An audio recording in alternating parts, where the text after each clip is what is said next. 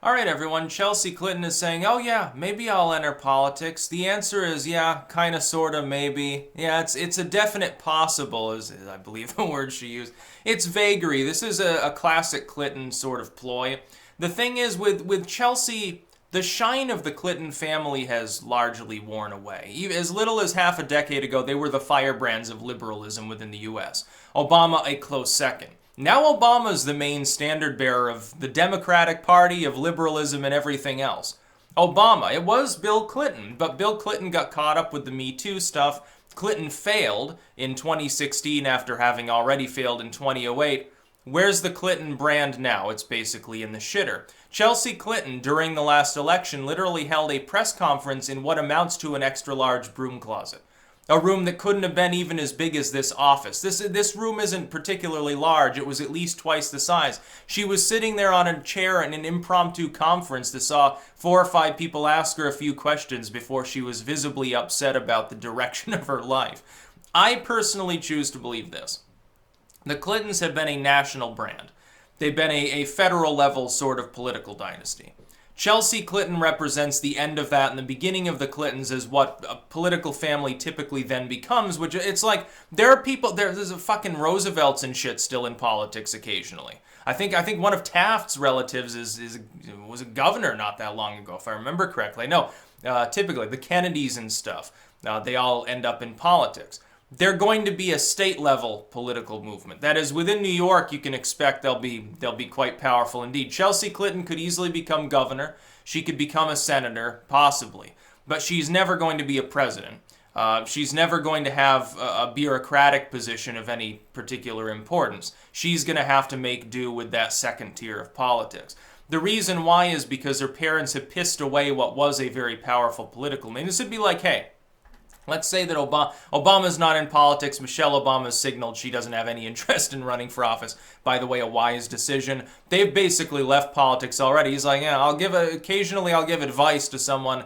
I'll make a political tweet. Bye, I'm going to go eat a ham sandwich. Fuck you. That's basically Obama's MO. I actually like that about him. Unlike the Clintons, he decided to disappear from the limelight, exit stage left, and he's like, yeah, I'm going to go eat pineapple and shit and go golfing. I actually respect that somewhat. But let's say that Malia Obama decides to get into politics. So she runs for governor or something. She gets into politics, becomes a senator, gets big in politics, and then pisses it away. Then, does stupid shit and is a terrible politician. It means that if she has a politically connected child, that child is no longer necessarily capable of taking that brand national. The name matters in dynastic politics. The Clintons have used it as a force on their behalf. The fact that Bubba Bill had been governor allows them to transfer to the presidency. The fact that he was a president and thus, by extension, Hillary Rodham Clinton, First Lady, allows her to get into the Senate, become a credible contender for the presidency on 2 different occasions.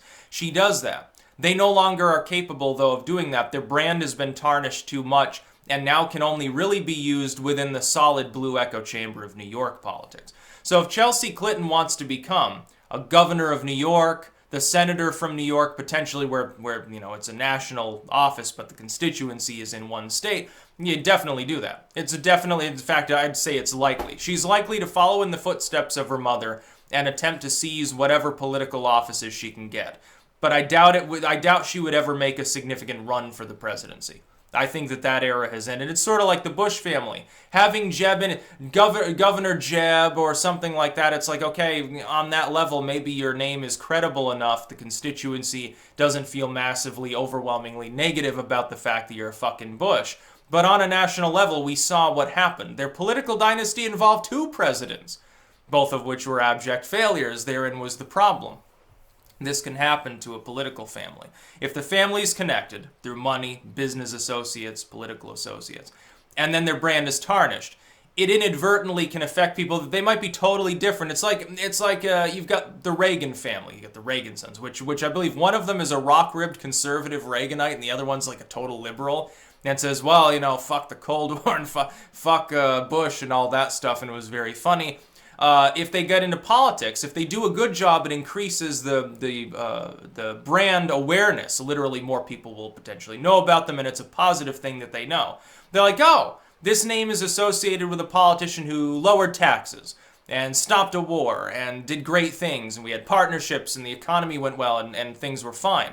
On the other hand, then you can have one like Hillary Clinton associated with scandals, associated with a failed campaign. Even just losing in an election can be bad for that name brand as far as your political dynasty goes. So when Chelsea Clinton says this, I think it's because she's testing the water. She wants to see, among a state-level constituency, what kind of support can she get. And Hillary's still running interference for her. I'll tell you how. She's the most prominent anti-Trump force. She is technically the standard bearer of the Democratic Party because she's the most recent viable candidate for the presidency. Obama's a former president, big name, much more trustworthy as far as the way he's rated, much more well-beloved by people, and far higher up in the rankings than Bubba Bill. But Hillary Clinton is the most active voice of any significance.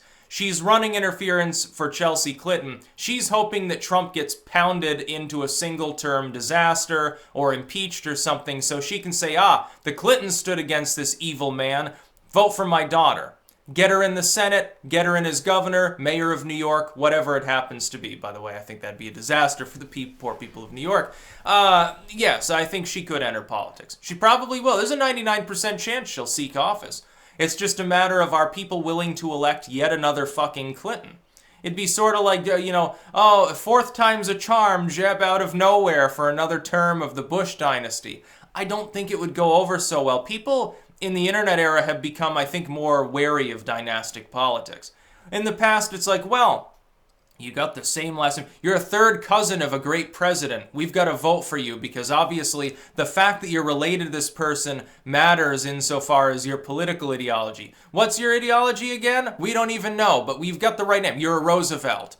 You're related to Teddy. You're related to Calvin. Your last name is Coolidge. Oh my goodness. Oh, Lincoln? You're a Lincoln? Wow, you must be an upstanding individual. And that's sort of the way it's looked at. Or, your name is associated with villainy. Yeah, Wilkes Booth running for office, running to be the local councilman. I promise to make it legal to carry your gun in the theater again. Something like that. It could, backfire. And it's not necessarily that the person like Chelsea Clinton's beliefs appear to be in lockstep with her mother. But let's say that she was totally different. She'd still get judged based on Hillary and Billary, basically. She'd still be judged by Bill Clinton's scandals and by Hillary Clinton's email problems and her failed campaign against Trump. That's what she would be judged on, even if she came out and said, look, I don't even believe in what my parents... I'm converting to the Republican Party. I want to be further right than Reagan, hail liberty. If she were to do something like that, she'd still get judged based on the Clinton family. She'd still get judged, even though she'd be actually regressing back to what the Clintons were before the Billary era. They were Goldwater Republicans, including Hillary Clinton. It was very fun. They're basically these centrist sort of, vaguely left blue dog style, or what are they called? Is it gypsy moths or boll weevils that is left-leaning Republicans? I can't remember which one is used, and then there's right-leaning Democrats is the opposite. But regardless, it's certainly possible for her to seek office.